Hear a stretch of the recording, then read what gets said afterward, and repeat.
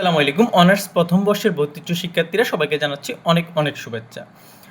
জাতীয় বিশ্ববিদ্যালয় থেকে এবার একটা ঘোষণা দেওয়া হয়েছিল যে তোমাদের প্রশ্নে কিছুটা ক্রিয়েটিভিটি অথবা সৃজনশীলতা আনার চিন্তাভাবনা চলছে বা এরকম হতে পারে।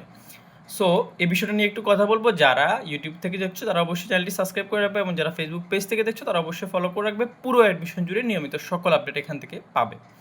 সো মূল কথায় আসি। দেখো, রিসেন্টলি কিন্তু অনার্স এবং ডিগ্রির বিভিন্ন বর্ষে যারা ভর্তি আছে তাদের থেকে তোমরা যারা মানে তোমাদের যারা সিনিয়র আছে তাদের থেকে একটু খবর নিয়ে দেখতে পারো। রিসেন্ট আগে যেরকম রিপিট কোশ্চেন হতো সেটার পরিমাণ অনেকটাই এখন কমে গেছে। ঠিক আছে, দেখা যাচ্ছে আগে তোমরা সাজেশন বুক পড়লে তোমাদের প্রশ্ন মোটামুটি 50-60 কিংবা 70-80% পর্যন্ত কমন পড়ে যেত, কিন্তু এখন দেখা যাচ্ছে যে হয়তো দেখা যাচ্ছে কমনও পড়ছে না, আবার কমন পড়লেও সেটার পরিমাণ অনেকটাই কমে গেছে। ঠিক আছে, সো এই জিনিসটা তোমাদের ভর্তি পরীক্ষায়ও কার্যকর হতে পারে, রিপিট কোশ্চেনগুলো না হতে পারে। ঠিক আছে, যেটা বিগত বছরগুলোতে আগের প্রশ্নগুলো কিছুটা রিপিট হতো সেটার পরিমাণটাও এখন হয়তো হবেই না, টোটালি হলেও সেটার পরিমাণটা অনেক কমে যাবে। ঠিক আছে, তো সেক্ষেত্রে তোমরা কি করবে?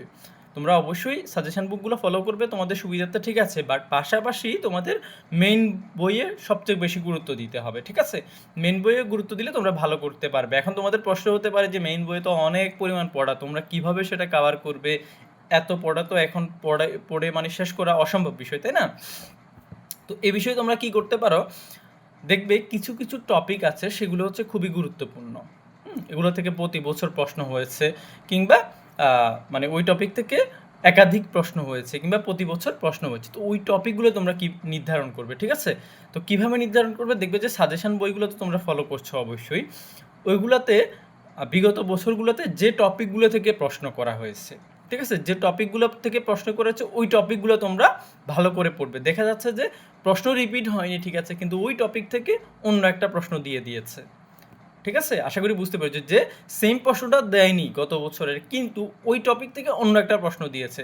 তো ওই টপিকটা যখন তুমি পুরোটাই পড়ে শেষ করে ফেলবা, দেখা যাচ্ছে তোমার আর কোনো প্রবলেম নাই, তখন যেখান থেকে প্রশ্ন আসুক, যে প্রশ্নই আসুক, তুমি অ্যান্সার করতে পারবা।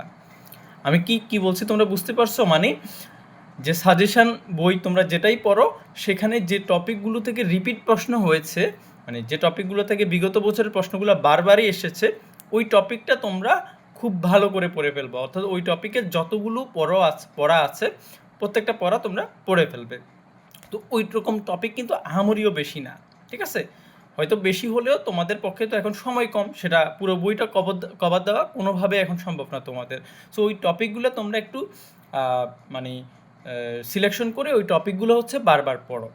ওই টপিকগুলো ভালো করে পড়ো, দেখা যাচ্ছে তাহলে তোমাদের কমন পড়ার সম্ভাবনাটা অনেকাংশেই বেড়ে যাবে। ঠিক আছে, সো আশা করি বুঝতে পেরেছো যে মেইন বইটা এখন একটু গুরুত্ব দিতে হবে। ঠিক আছে, আর অনেকেরই বিভিন্ন প্রশ্ন ছিল, আমি সেগুলো কিন্তু উত্তর দেওয়ার চেষ্টা করছি নিয়মিত। আমি লাইভে আসছি কিংবা হচ্ছে ভিডিও দিচ্ছি, তোমাদের যে প্রশ্নগুলো পাচ্ছে সেগুলো নিয়ে আমি নিয়মিতই আপডেটগুলো দেওয়ার চেষ্টা করছি।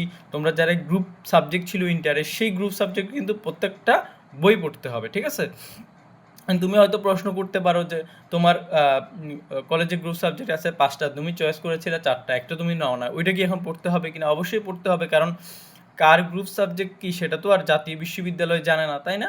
সো জাতীয় বিশ্ববিদ্যালয় সবগুলো বই থেকে প্রশ্ন দিবে। হ্যাঁ, কিছু বই থেকে, যেমন যে বইগুলো ইম্পর্টেন্ট, যেমন সাপোজ তুমি আর্টসের সাবজেক্টে আসো, আর্টসের সাবজেক্টে বিশেষ করে যেমন অর্থনীতি, রাষ্ট্রবিজ্ঞান, পৌরনীতি, তারপর হচ্ছে ইতিহাস, এই সাবজেক্টগুলো হচ্ছে কমন। আবার কিছু হচ্ছে যে যেমন গ্রাস্ত অর্থনীতি বা হচ্ছে কি কৃষি বা হচ্ছে কি লজিক, হ্যাঁ, এই বিষয়গুলো আসলে মানে একটু কম প্রশ্ন হবে, কিন্তু যেগুলো ইম্পর্টেন্ট যেমন অর্থনীতি, রাষ্ট্রবিজ্ঞান, এগুলো থেকে সবচেয়ে বেশি প্রশ্ন হবে। সো ওই বিষয়গুলোকে একটু গুরুত্ব নেওয়ার চেষ্টা করবে। ঠিক আছে, তো সেম বিষয়টা সব গ্রুপের জন্যই প্রযোজ্য। ঠিক আছে, আর যে কোনো প্রশ্ন থাকলে অবশ্যই আমাকে জানাবে কমেন্টে, আমি রিপ্লাই করার চেষ্টা করবো। আর মূল যে বিষয়টা সেটা হচ্ছে বইটা ফলো করবে এখন বিশেষ করে, আর পাশাপাশি সাজেশন বুকগুলো ফলো করো তোমরা তোমাদের সুবিধার্থে অবশ্যই। ঠিক আছে, আর কোনো প্রশ্ন থাকলে আমাকে জানাইও। আর আমি পুরো অ্যাডমিশন জুড়ে নিয়মিত সকল আপডেট কিন্তু পেজ থেকে এবং আমার ইউটিউব চ্যানেল থেকে নিয়মিত জানিয়ে যাব। হ্যাঁ, তোমাদের মধ্যে যারা ফেসবুক অ্যাক্টিভিটি কম তারা অবশ্যই ইউটিউব চ্যানেলে সাবস্ক্রাইব করে রাখবে, তাহলে ইউটিউব থেকে তোমরা আপডেটগুলো পেয়ে যাবে। ঠিক আছে, সো তোমাদের বন্ধুবান্ধব যারা আছে সবাইকে এখানে যুক্ত করো, এখান থেকে নিয়মিত সব আপডেট তোমরা পাবে। সো সবাই ভালো থাকো, সুস্থ থাকো, সবার জন্য শুভকামনা রইল।